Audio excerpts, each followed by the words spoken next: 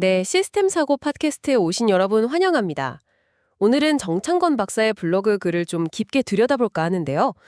칸트의 초월 철학과 시스템 사고, 조건을 묻는 사유로서의 작동 원리 사고. 제목이 좀 길죠? 네, 좀 길긴 한데 내용은 정말 흥미롭습니다. 특히 칸트 철학하고 시스템 사고, 이 둘을 연결한다는 발상 자체가요. 맞아요. 그래서 정창건 박사가 오랫동안 붙들었다는 그 질문, 시스템은 왜 그런 방식으로 작동하는가? 이게 칸트의 질문, 어떻게 그런 인식이 가능한가?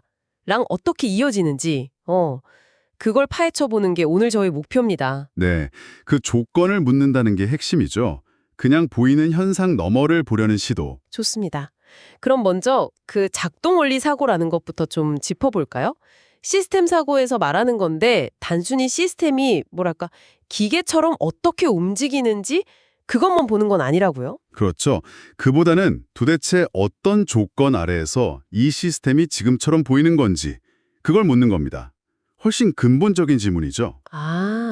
조건. 네, 시스템을 이해하는 데는 뭐 여러 깊이가 있겠지만 적어도 한 세 가지 층위로 나눠볼 수 있을 것 같아요. 세 가지 층이요? 네, 첫 번째는 그냥 눈앞에 보이는 거, 현상이죠.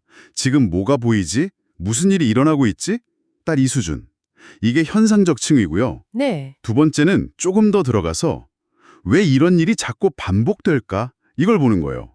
그 패턴을 만드는 내부 구조, 뭐 피드백 루프나 변수들, 이런 걸 따지는 게 구조적 층위. 구조. 인과관계 같은 거요? 그렇죠.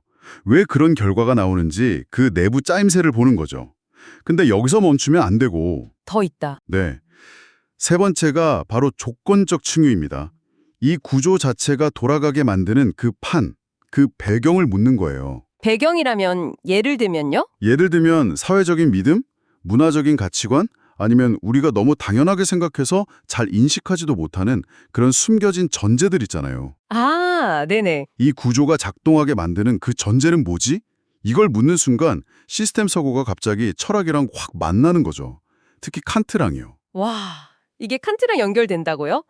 칸트는 순수 이성 비판에서 우리가 뭘 아느냐가 아니라 어떻게 아는 게 가능하냐, 그 인식의 틀, 조건을 물었던 거잖아요. 바로 그겁니다. 시스템 사고의 작동 원리 사고도 비슷해요. 시스템 내부 구조만 보는 게 아니라 그 구조가 왜 하필 그렇게 짜여서 작동하는지 그 배경에 깔린 가정이나 가치, 맥락을 질문하는 거죠. 그러니까 현상 너머의 구조를 보고 또 그 구조 너머의 조건을 본다는 거네요. 그렇죠. 칸트가 인식의 조건을 물었던 것처럼 시스템의 작동 조건을 묻는 것, 이게 바로 초월적이라고 할 수 있어요. 현상을 넘어서는 거죠. 흥미롭네요. 근데 시스템 다이내믹스 같은 분야는 원래 좀 공학적으로 시작하지 않았나요? 제이 포레스터 교수처럼요? 맞아요. 시작은 공학적 도구였는데 이게 도넬라 메도우즈 박사님 같은 분들을 거치면서 확 넓어졌어요. 성장의 한계 열구 같은 걸 보면 이게 단순 모델링을 넘어서 윤리, 철학, 생태 문제까지 다루잖아요. 그 유명한 연구? 네. 그래서 모델을 어떻게 만드느냐는 기술적인 문제도 중요하지만 어쩌면 우리가 지금 뭘 모델링하고 있는 거지?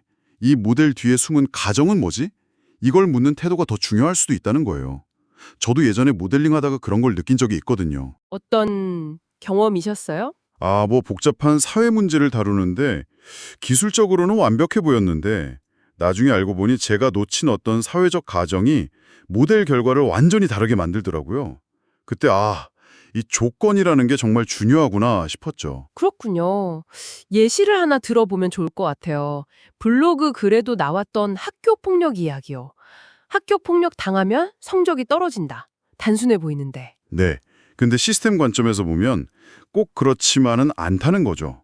물론 스트레스 받아서 잠 못 자고 집중력 떨어져서 성적 내려갈 수 있죠. 근데 다른 경우도 있다. 그럼요. 오히려 막 반발심이나 오기가 생겨서 공부에 더 매달리는 학생도 있을 수 있잖아요. 그럼 성적이 오를 수도 있죠. 그러니까 이건 학생의 뭐랄까 심리적인 자원, 주변 친구나 가족의 지지, 학교 분위기 같은 여러 조건에 따라서 결과가 달라지는 거예요. 원인 결과가 딱 정해진 게 아니라 조건적인 거죠. 와, 듣고 보니 정말 그렇네요. 인과관계라는 게 고정된 게 아니군요. 그렇죠. 조건에 따라 얼마든지 달라질 수 있는 거죠. 그럼 우리가 시스템 모델을 만드는 그 행위 자체가 이미 어떤 철학적인 관점을 담고 있다고 볼 수도 있겠네요. 어떤 변수를 넣고 빼고 관계를 어떻게 설정하느냐에 따라서 정확합니다. 바로 그 지점이에요. 모델링은 단순히 기술적인 작업이 아니에요. 어떤 변수를 중요하게 볼지, 그 변수에 어떤 이름을 붙일지, 또 순환적인 관계, 그 피드백 루프를 어떻게 해석할지, 이 모든 선택 하나하나에 세상을 보는 방식, 즉 세계관이 반영되는 거죠. 같은 구조라도 해석이 달라질 수 있겠네요. 물론이죠. 같은 피드백 루프를 보고도 긍정적으로 해석할 수도 있고 아주 부정적으로 볼 수도 있어요. 그건 그 사람의 가치관이나 전제에 달린 거니까요.